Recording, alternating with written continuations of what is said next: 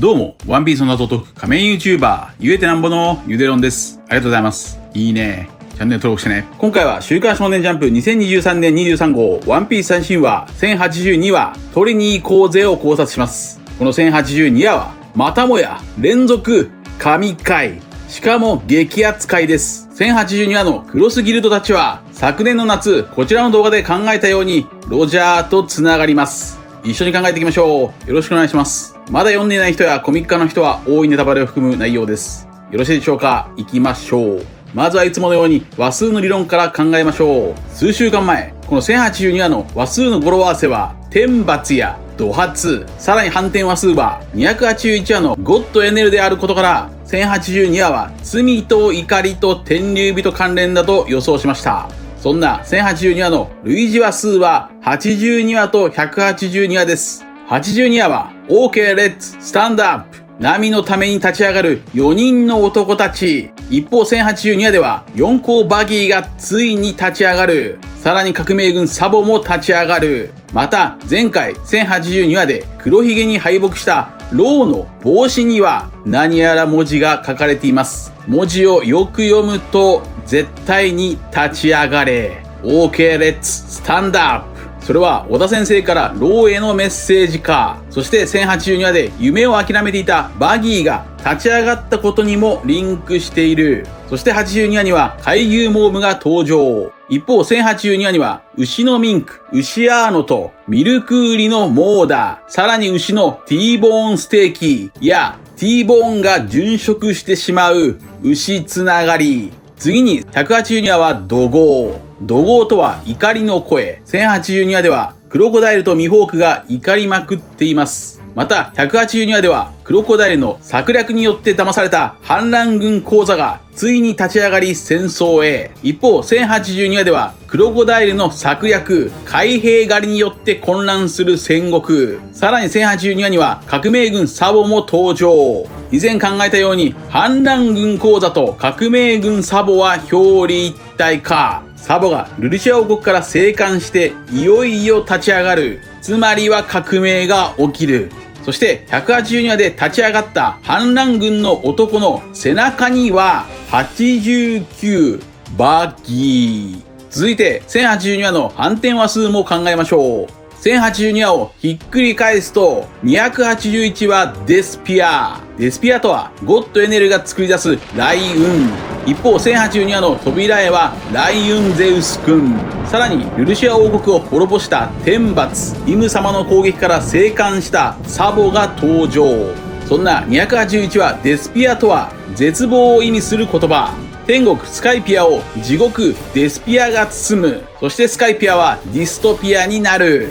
一方1082話ではクロコダイルが再び理想的な軍事国家ユートピアを夢見ている。以上が1082話の話数の理論一つなぎです。続いて本編の考察を始めましょう。1082話のスタートはなんと T ボーン中将が殉職したというニュース。そして混乱する海軍本部の戦国とおつる。どうやら T ボーンはクロスギルドが仕掛けた懸賞金目当ての市民に背中を刺されたという。背中の傷は剣士の恥ですが、どんな理由があろうと剣士の背中を刺す男は人の恥。これが1082話の話数の語呂合わせ一つ目。人の恥。人の恥でしょう。371話で海賊狩りゾロと戦った T ボーンが海兵狩りにあって亡くなってしまう。海軍の中でも市民を愛していた T ボーン。これが1082話の話数の語呂合わせ2つ目。問う罰。問う罰でしょう。あんなにも市民を愛していた T ボーンが金に目がくらんだ市民に刺されてしまう。この事件は貧困で飢えた国ペペ王国で起きたという。そんなクロスギルドを早く叩かねばという戦国。これが1082話の話数の語呂合わせ3つ目。討伐。討伐でしょう。ちなみにクロスギルドバギーとクロコダイルを解放したのはルフィです。さらに戦国は海兵狩りのせいで海軍が弱体化してしまうとも言う。これが1082話の話数の語呂合わせ4つ目。デバフ。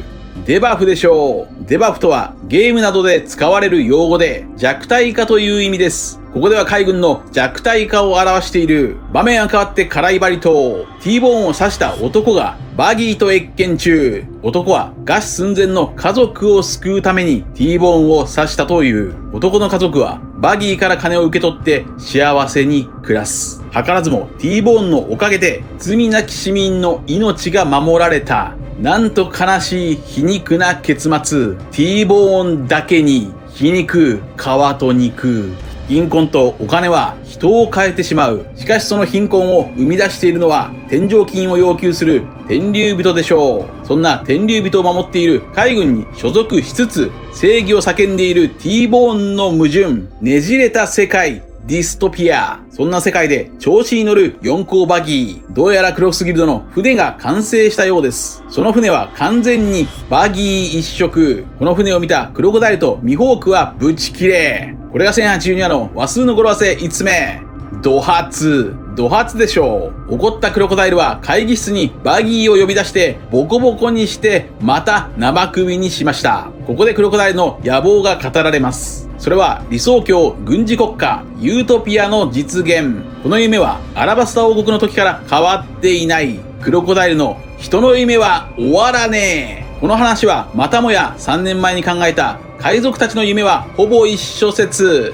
クロコダイルの軍事国家ユートピアとはカイドウの新鬼ヶ島計画、海賊帝国楽園の実現や黒ひげの海賊島黒ひげ王国の実現、さらに魚人だけの国アーロン帝国などとほぼ同じ夢です。つまりルフィとロジャーの夢の果ても同じなのか、それはこちらで考えたように自由の国の建国なのか。そんな国を作るには莫大な富と力が必要。クロコダイルの夢を聞いたバギーはここで立ち上がります。バギーはクロコダイルとミホークを半端者だと言い、シャンクスを思い出す。それはかつてバギーが夢を諦めた話。バギーの隣にいたシャンクスがあまりにも有望すぎて、バギーは自分の夢を捨てたという。場面は24年前のロジャー処刑後へ。シャンクスはバギーにラフテルへは行かないという。そんなシャンクスを見損なう若きバギー。バギーはシャンクスこそが次世代の王、ロジャーの意志を受け継ぐ次の海賊王だと思っていた。それなのにシャンクスは海賊王を目指さない。そんなシャンクスに失望したバギーはなんとシャンクスの勧誘を断った。これまでバギーは自らの欲望のためにシャンクスの勧誘を断っていたと思っていましたが、違います。バギーがシャンクスを見限っていた。ある意味でバギーこそがロジャーの意志を受け継ぐもの。ただし、もちろんシャンクスはロジャーと2人だけで会話をしていましたから、シャンクスがすぐに海賊王を目指さなかった理由がそこにあるのでしょう。それはもちろん以前考えたようにルフィ、いやニカが現れないと世界の夜明けは訪れない。それをおそらくロジャーから聞いた。だからシャンクスはその時はまだ海賊王を目指さない。ニカが現れ、ニカを導くその日まで。こちらの動画ではシャンクスはルフィを裏で導いていると考えました。そして現れた太陽の神ニカことルフィ。これがニカか。そしてシャンクスはナーベック。そろそろ取りに行こうか。ワンピース。この1082話のタイトルも取りに行こうぜ。シャンクスが動き出したことでバギーもまた動き出す。バギーは泣きながらその熱い思いを語る。俺だって運でも事故でも今や肩を並べてんだ。だったら俺が海賊王になりてえ。インペルダウン編の終わりに見た冗談ではない、嘘でもない。涙を流して心の底からバギーは大好きなロジャー船長の意志を受け継ぎ、海賊王になりたい。海賊王に俺はなる。富、力、この世の宝の頂点を目指したい。かつてロジャー船長と思い描いた夢がバギーに蘇る。海兵狩りでちまちまと金を稼ぐクロコダイル。頭脳や力、懸賞金はクロコダイルの方が上でも、お前の方が小物だろう。バギーの心にロジャーの火が灯る。残り数秒、わずかに灯った命の火を、奴は世界に燃え広がる豪華に変えた。あの日、広場でロジャーから何かを受け取った者たちが確かにいるとは思うがね。バギーもまた受け取っていた。ロジャーの豪華を。ロジャーから麦わら帽子はもらえませんでしたが、バギーもロジャーの麦わら帽子、剥き出しの意志を受け継ぐ生麦。心を燃やして立ち上がったバギー。バギーの人の夢も終わらねえ。これが1082話の話数の語呂合わせ6つ目。火のように。火のようにでしょう。8は8日のようと読みます。そして1082話には炎帝サボも登場しています。火のように。ロジャーの豪華によって燃え上がり立ち上がるバギー。それはクロコダイルの心に訴えかける。取りに行こうぜ。ワンピース音。ワンピースとは富、名声、力。これは7ヶ月前、こちらの動画でクロスギルドはロジャーと繋がると考えました。こちらです。そしてバギーに大金を課せるほど金がある知将クロコダイルとは富。四皇というステータスだけ手に入れた豪運のバギーは名声。世界最強の剣士、最高戦力のミホークは力。クロスギルドとは富、名声、力、それぞれのピースが一つなぎになった裏ワンピース。クロスギルド。つまりクロスギルドとは最終章の幕開け。それはロジャーの処刑で幕を開けた大海賊時代とクロスしている。こちらの考察はがっつり的中できました。しかしクロコダイルは海賊はビジネスだと語り、バギーをバカにして相手にはしない。それでもバギーは諦めない。泣きながらでんでん虫で部下たちに熱い思いを語る。一番欲しいものに手を伸ばせ。取りに行くぞ。ワンピース。勝手に部下たちを鼓舞するバギーにクロコダイルとミホークはブチ切れ。再び怒発。それもそのはずです。このバギーのセリフはクロコダイルにとって図星です。ミスゴールデンウィークの能力が暴いたクロコダイルの隠された夢は海賊王だったからです。クロコダイルは本当の夢を諦めてしまった腰抜け海賊。そしてこのシーンは1話でロジャーが海賊たちを海へと駆り立てたことを想起させ、さらに頂上戦争の白ひげのシーンにもつながる。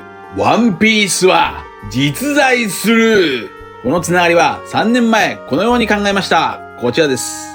バギーは過去に始まりと終わりの街ローグタウンでシャンクスの勧誘を断り、ここまで駆け上がってきています。つまりシャンクスが見込んだ男なのです。60巻593話でバギーは世界の風向きは西でも東でもね、俺に向いてるようだぜと言った瞬間に世界政府から届いた伝書バットは七部会加入の要請でした。これは D にしか吹かない風がバギーにも吹いているのでしょうか。じゃあ夜明けはどうなんだ。バギーは夜明けを生み出してないだろと思うかもしれませんが、これがそうとも言えないのです。頂上戦争で白ひげは死ぬ間際に一つなぎの大秘宝は実在すると宣言しました。それはまるで時代の夜明け、大海賊時代を生み出したロジャーのようであり、ある意味2度目の時代の夜明け、時代のうねりなのですが、この白ひげのセリフを全世界に拡散したのはバギーです。57巻561話で戦国はそれまでシャボンデー諸島に配信していた映像をストップさせろと命じて、562話で映像はストップしました。しかしバギーは海軍の映像電伝虫を奪って映像回線をジャックしました。つまり白ひげはただ叫んだだけ。夜明け、時代のうねりを生み出したのはバギーかもしれないと捉えることはできないでしょうか。白ひげは D ではありませんから、白ひげの運命がバギーを動かしたというよりも、世界の宝を全て手に入れたいというバギーの夢、運命がそれまであやふやだった一つなぎの大秘宝が実在するということを白ひげに宣言させたと捉えることができるかもしれません。やはり同家のバギーは D 家のバギー。バギーは時代の夜明けを生み出せる D なのか。バギーの言葉を聞いた部下たちは、俺たちの失った光を刺激すると言います。それは夜明け。ドーン。そんなバギーは、お宝は争奪戦。他の四皇とは戦わず出し抜けばいいと言います。そんなバギーたちが他の四皇を出し抜くには、例えば古代兵器ポセイドンと古代兵器プルトンを知る男、カリブーがいれば出し抜けそう。カリブーとは北米のトナカイのことを言いますが、トナカイといえばあの歌です。真っ赤なお花のトナカイさんはいつもみんなの笑い者。カリブーはもしかしたら赤っ鼻のバギーとつながる。場面は変わってカマバッカ王国の革命軍、新キャラウシアーノ、アヒル、ギャンボ、ジロンが登場。4人はそれぞれ革命軍副軍隊長であり、そのうち3人はすでに905話で登場していました。ミンク族のウシアーノはモーリーの部下、義手のメカ娘アヒルはベロベティの部下、どんぐりみたいなギャンボはリンドバーグの部下、鉄を食べているジロンはカラスの部下。4人はカマバッカに近づく謎の船を発見。そこに乗っていたのは生きていたサボ。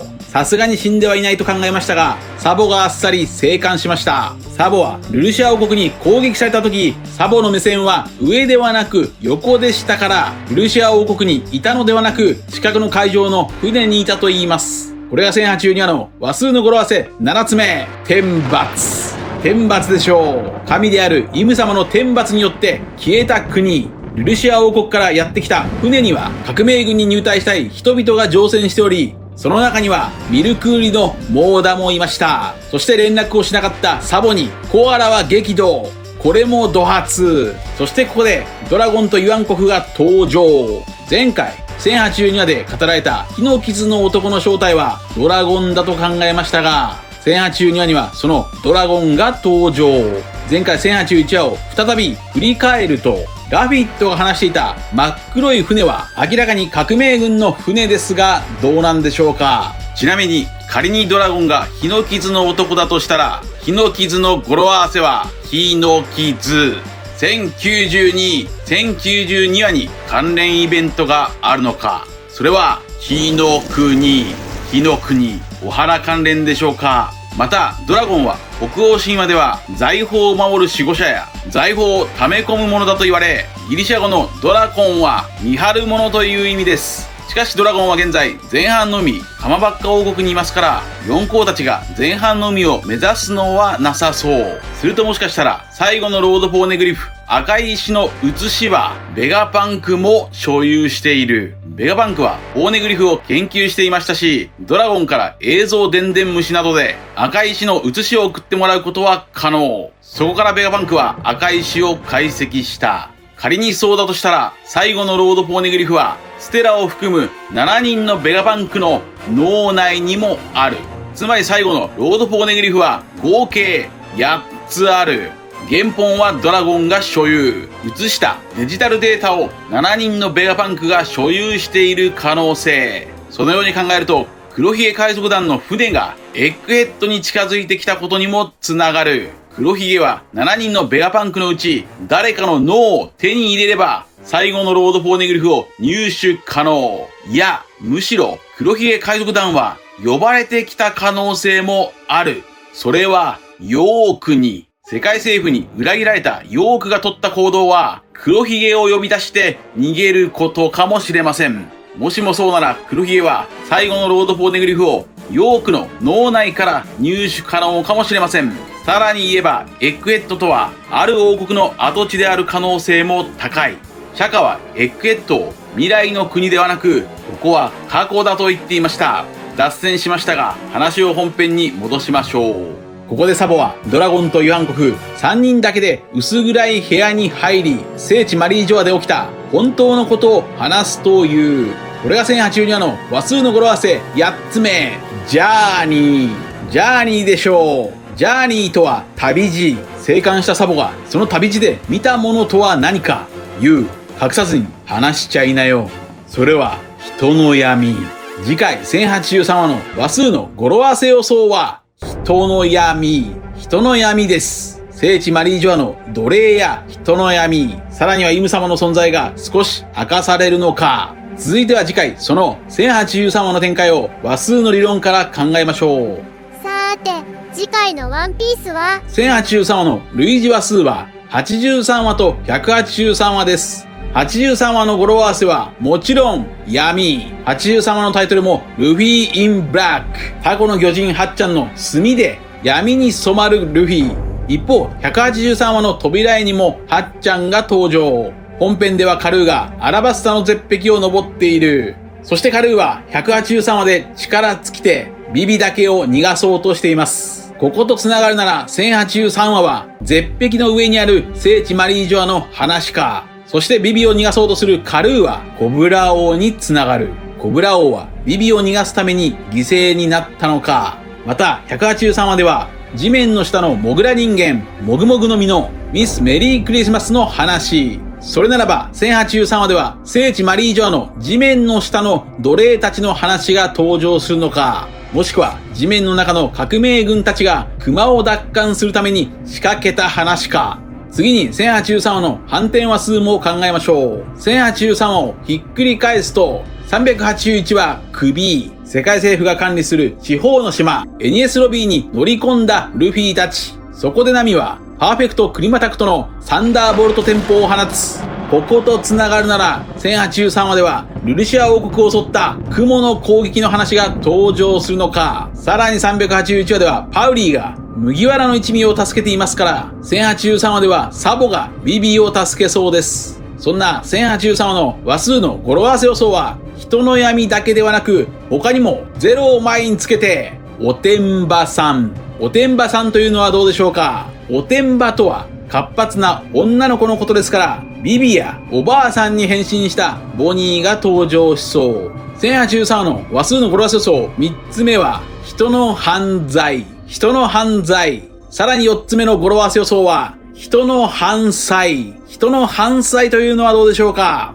犯罪とは神に捧げられる生贄。その生贄こそが動物ではなく人間。サボが聖地で見た天竜人の秘密は人の犯罪、人間の生贄なのか。それは400年前のジャヤで見たシャンディアたちの神の儀式のように。以上です。皆さんはどう思われましたか。ご意見や考察してほしいなどがあればコメント欄までよろしくお願いします。ありがとうございました。